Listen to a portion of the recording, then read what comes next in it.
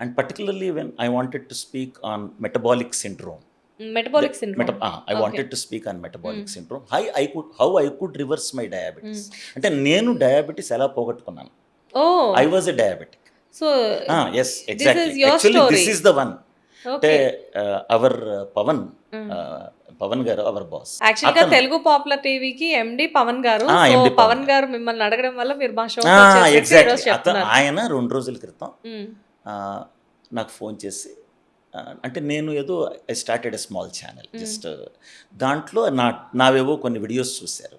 అంటే ఒక 5 ఏళ్ల క్రితం నేను డయాబెటీస్ ఎలా రివర్స్ చేసుకోగలిగాను, అంటే షుగర్ నుంచి ఎలా బయటపడ్డాను, and at the same time thyroid నుంచి ఎలా బయటపడ్డాను, ఒబీసిటీ నుంచి ఎలా బయటపడ్డాను. Sugar, thyroid, obesity, hyper tension ఇవన్నీ ఒక టాపిక్. ఇది పెద్ద, దీన్నే మెటబాలిక్ సిండ్రోమ్ అంటారు. ఇంకా ఉన్నాయి దీంట్లో. అంటే దీంట్లోనే ఇన్ఫర్టిలిటీ ఉంది యంగేజ్లో. అయితే చాలామంది sugar, diabetes, hypothyroidism and hirsutism, అంటే ఆడపిల్లల్లో అన్నెసరీ హెయిర్, మగపిల్లల్లో హెయిర్ రాకపోవడం, అంటే when they are reaching their adolescence or young adult. అంటే ఇట్స్ ఎ రివర్సల్ యాక్చువల్గా. అంటే కరెక్ట్గా చెప్పాలంటే చాలామంది గర్ల్స్లో కూడా you are seeing nowadays hirsutism. అంటే ఏంటంటే when unwanted hair on the face, this is called hirsutism. Okay, ఇది ఈ మధ్య కాలంలో చాలా ఎక్కువైపోయింది. అంటే it is a part of metabolic syndrome. Diabetes, obesity, hyper tension అంటే high BP, high sugar, obesity and hirsutism, PCOD వినే ఉంటారు. అయ్యో, చాలా మందిని చూస్తున్నాను. పాలిసిస్టిక్ ఓవేరియన్ డిసీజ్ అంటే ఆడపిల్లల్లో ఓవరీస్ ఉంటాయి కదా, ఓవరీస్లో చిన్న చిన్న నీటి కణుతులు వస్తాయి, నీటి బుడగలు వస్తాయి. ఆ నీటి బుడగల వల్ల ఇన్ఫర్టిలిటీ. అలాగే మగపిల్లల్లో who are about to get married, వాళ్ళలో కూడా same problem. Their sperm counts are very low. So it is ultimately leading to infertility. ఇదన్నీ కూడా ఈ సిండ్రోమ్, హై బీపీ ఇవన్నీ కలిపి దీన్ని మెటబాలిక్ సిండ్రోమ్ అంటారు. ఈ మెటబాలిక్ సిండ్రోమ్ని ఎలా రివర్స్ చేసుకోవాలి, ఈ విషయం నేను ఒక 1 year నుంచి గట్టిగా మాట్లాడుతున్నాను. అంటే యాక్చువల్లీ నేను నా మెటబాలిక్ సిండ్రోమ్ని రివర్స్ చేసుకున్నాను.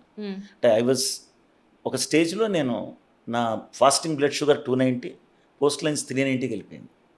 దాని నుంచి నేను అసలు ట్యాబ్లెట్సే లేని స్టేజ్కి వెళ్ళిపోయి 3 monthsలో no tablets, no insulin, nothing. Diabetes is completely reversed. Sugar కంప్లీట్గా రివర్స్ అయిపోయింది. సో అది నేను చెప్తాను how I could did. First what is anaesthesia అని అడిగారు. సో నేను I have done my MBBS from Gandhi medical college. And అంటే 1981 I join Gandhi medical college. And 91లో మళ్ళీ నేను MD అనస్థీషియాలో జాయిన్ అయ్యాను Osmania. Anaesthesia and critical care is the subject. 3 years MD anaesthesia, critical care and anaesthesia. అంటే అనస్థీషియాలో part ఏంటంటే number 1 as an anaesthetist ఒక మత్తు డాక్టర్ అందరికీ తెలుసు. అంటే ఆపరేషన్ థియేటర్స్లో సర్జరీకి ఎనస్థీషియా ఇస్తాం, అంటే మత్తు డాక్టర్గా అక్కడ గుర్తుంటుంది. నెక్స్ట్ మా జాబ్ ఏంటి అంటే ICU, క్యాజువాలిటీ అంటే ఎమర్జెన్సీస్లో వెంటిలేటర్లు. అంటే ఫస్ట్ ఒక పేషెంట్, క్రిటికల్గా ఉన్న patient who comes to the hospital, whether it is an accident, whether it is a heart attack, or whether it is a cardiac failure, or whether the patient committed suicide, whatever it is, whatever may be the problem, the anesthetist is the man who first sees the case. Because if the patient is very critical, the anesthetist, the so-called intensive care specialist, critical అది చెప్పాను కదా, anesthesia, critical care అనేది 2 కలిసిన subject. అది inseparable. And we're the people who put the patient on ventilator. First అటువంటి critical care పేషెంట్ని ventilator పెట్టేసి then we call the general medicine people. Without anaesthesia doctors ఏది కూడా వర్కౌట్ అవ్వదు, we know that. And first of all ఏంటి అంటే ఏదైనా జరుగుతుంది, ఏదైనా స్టార్ట్ చేయాలి సర్జరీ అన్నప్పుడు ముందు రోజు నైటే చాలామంది డాక్టర్స్, అంటే ఇక్కడ హైదరాబాద్లో అంటే ఎనస్థీషియా డాక్టర్స్ అవైలబుల్ ఉంటున్నారు. కానీ ఒక టౌన్కి వెళ్తే ఏంటంటే ఎనస్థీషియా డాక్టర్ కావాలి అంటే డెఫినెట్గా ముందు రోజు ఈవినింగే ఫోన్ చేసి అపాయింట్మెంట్ బుక్ చేసుకుంటారు. రేపు మన హాస్పిటల్లో సర్జరీస్ ఉన్నాయి, సో ఈ టైంకి మీరు ఇక్కడ ఉండాలి అని చెప్పేసి అడుగుతూ ఉంటారు బేసిక్గా. So we know that.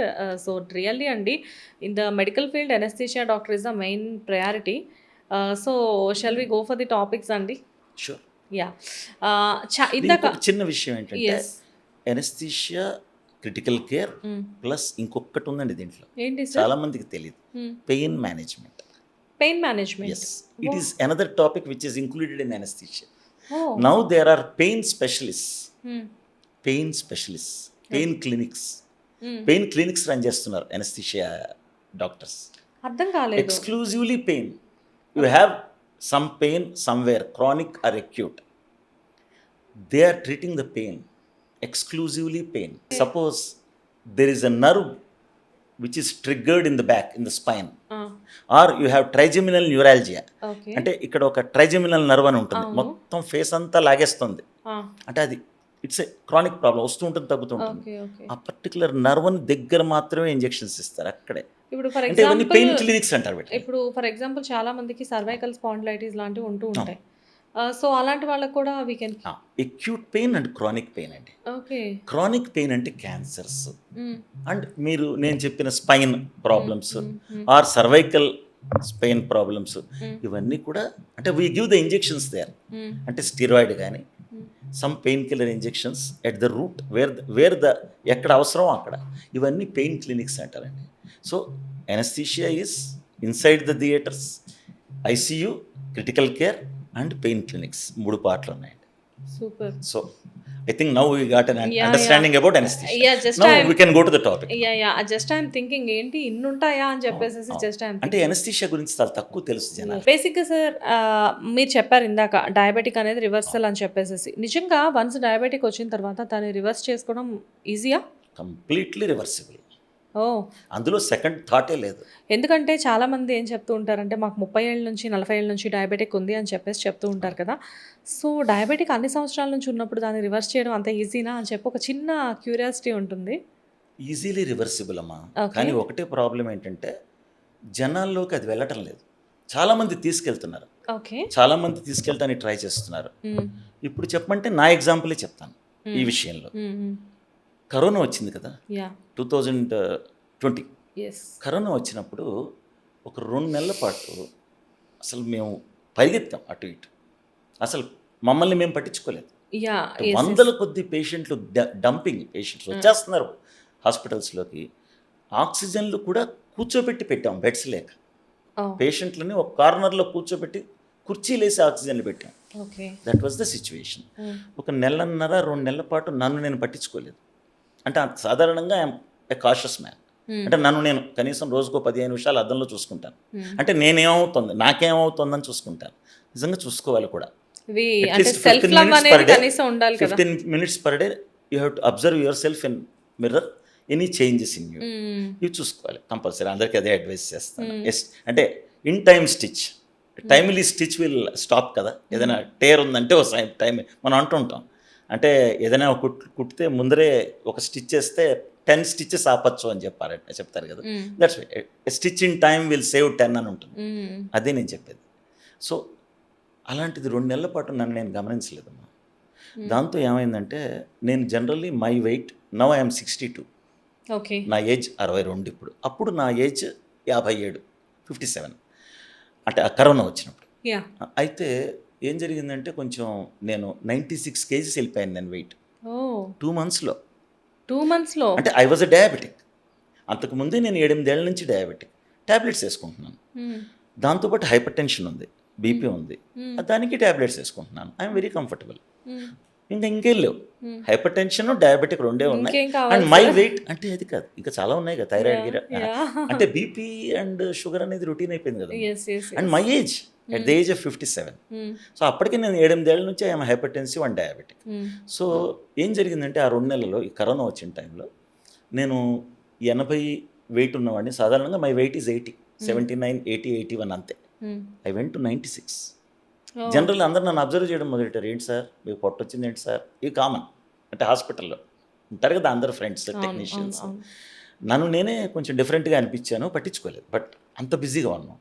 ఒకరోజు ఎందుకు షుగర్ చెక్ చేసుకున్నాను. అంటే 2 monthsలో నేను కొంచెం ఎప్పుడు షుగర్ చెక్ చేసుకోవడం అనేది జరగదు. అంటే I will check almost every 15 days I check my sugar. ఇంట్లో గ్లూకోమీటర్ ఉంటుంది కదా. సో నేను చెక్ చేసుకోలేదు ఎందుకు హడావిడిలో.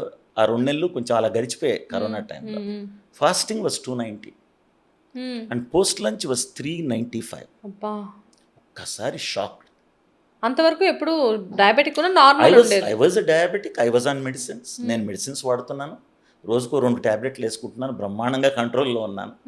వెయిట్ పెరిగిపోయాను, విపరీతమైన ఒబిసిటీ, బాగా విపరీతంగా షుగర్ పెరిగిపోయింది, బీపీ కూడా అన్కంట్రోల్డ్ బీపీ. రోజుకు 4 ట్యాబ్లెట్లు వేసుకున్నా, పొద్దున్న 2 సాయంత్రం 2 ట్యాబ్లెట్లు వేసుకుంటున్నా సరే 160, 100 తగ్గట్ల.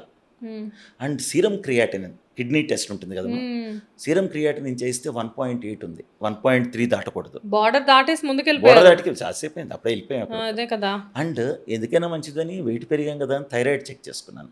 టీఎస్హెచ్ బాగా ఎలివేటెడ్, అంటే ఐఎమ్ ఆల్రెడీ హైపోథైరాయిడ్. ఇవన్నీ ఒక 3-4 నెలలు స్లోగా వచ్చి ఉంటాయి, ఒక రోజులో రాలేదు.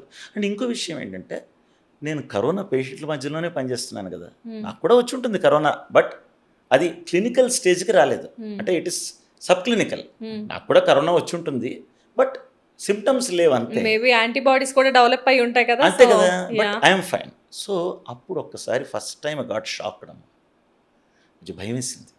ఎందుకంటే మీరే అన్నారుగా, కొన్ని వేల మందిని చూశాను డయాబెటీస్ వల్ల కాళ్ళు పోగొట్టుకున్న వాళ్ళు, కిడ్నీలు పోయిన వాళ్ళు, కళ్ళు పోయిన వాళ్ళు, జస్ట్ సెకండ్స్లో హార్ట్ అటాక్ వచ్చి పోయిన వాళ్ళు డయాబెటీస్ వల్ల, హై షుగర్స్ వల్ల. నా కళ్ళ ముందు, ఇవన్నీ నా కళ్ళ ముందు రోజు జరుగుతున్నాయి కదా. నేను ఐఎమ్ క్రిటికల్ కేర్ స్పెషలిస్ట్. అర్ధరాత్రి 2ంటికి ఒక 32 ఏళ్ల జస్ట్ మ్యారీడ్ అబ్బాయిని తీసుకొస్తారు, హీజ్ నో మోర్. వచ్చేటప్పటికి ఏంటంటే, ఇప్పుడేనండి కొంచెం చెస్ట్లో మంట వచ్చింది అన్నారు, he's a diabetic, he's no more. 32 years. 32 is పెద్ద ఏజ్ అండి. We're seeing heart attacks at 21, 22. I have seen a heart attack in 18-year-old boy recently. చాలా తగ్గిపోయింది, చాలా చాలా చాలా ఏజ్ తగ్గిపోయింది. సరే, ఈ భయాలు ఉన్నాయి, ఇటు ఒక పక్కన కళ్ళు పోతున్నాయి, కాళ్ళు పోతున్నాయి. Diabetes is the worst disease అని ఎర్త్ అండి. It can take out anything. మీరు కిడ్నీలు పోతాయి, హైపర్ టెన్షన్లు కంటే hyper tension is a slow killer. Diabetes దానికంటే చాలా ఫాస్ట్. డయాబెటీస్ కొంచెం ఫాస్ట్గా ప్రొసీడ్ అవుతుంది, hyper tension is a slow killer అనమాట. సో అప్పుడు భయం వేసింది, ఫస్ట్ టైం భయం వేసి అప్పుడు కొంచెం నేను ఏం చేయాలి, దీనికి అర్జెంటుగా ఏదో ఒకటి చేయాలి. This is not the thing. ఇంట్లో చెప్పలేను, ఇంట్లో ఎవరంటే నా wife is not a doctor, భయపడతారు. అసలు నేనే చేయాలి ఏదో ఒకటి. అసలు మీరు చెప్పే వరకు నాకు భయం వేస్తుంది. మీరేం చేశారు? ఏంటంటే, ఒక 3 days ముందు ఇన్సులిన్ స్టార్ట్ చేశానమ్మా. 3 days ఇన్సులిన్ స్టార్ట్ చేసి 3 రోజులు ఇంటెన్స్గా ఆలోచించాను ఏం చేయాలి అనేది. అప్పుడే చాలా లిటరేచర్ ఉంది, అప్పటికే లిటరేచర్ ఉంది. అంటే వీరమాచినేని రామకృష్ణ అని ఒక ఆయన ఉన్నారు, ఆయన డయాబెటీస్ గురించి మాట్లాడుతున్నారు, రివర్సల్ గురించి. ఖాదర్ వలీ గారు ఉన్నారు. And doctor PV Satyanarayana, cardiothoracic surgeon, he's talking about, ఎక్సలెంట్గా మాట్లాడతారు, ఆయన బాగా తెలుసు నాకు. ఆయన నిమ్స్లో హీ వాస్ కార్డియోథొరాసిక్ సర్జన్. ఆయన బుక్ రాశారు, వాట్ షుడ్ యూ ఈట్ అనే బుక్ రాశారు. Doctor PV what should you eat అనేది ఒక బుక్ రాశారు ఆయన, డాక్టర్ పివి సత్యనారాయణ. ఇంకోటి నో యువర్ బాడీ అని doctor Shiv Sharan, know your body. ఈ బుక్స్ ఎందుకు చెప్తున్నానంటే అందరికీ పనికొస్తాయి.